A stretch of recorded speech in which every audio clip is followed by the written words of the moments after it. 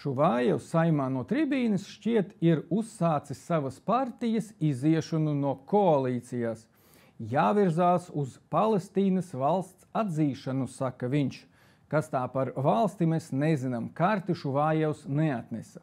Kopumā Šuvājevs piedāvā progresīvo politikas klasiku, emocionāli piesātinātu, bet bez iespējas to reāli īstenot dzīvē.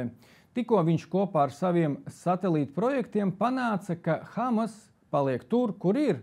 Tas netika iznīcināts un saglabā varu kā vienīgais spēks teritorijā. Pamieris starp Hamas teroristiem un Izraēlu, bet attiecības jādibina starp Izraēlu un Palestīnu. Pretrunas nesaskatat? Šuvājevs, kā jau kreisais, vēsturi izvēlās ignorēt. Cilvēkiem, kas sevi dēvē par Palestīnas valsts pārstāvjiem, jau vairākas reizes tika piedāvāts nodibināt savu valsti, bet katru reizi tie atteicās, jo grib pie visa klāt vēl arī Jeruzālemi.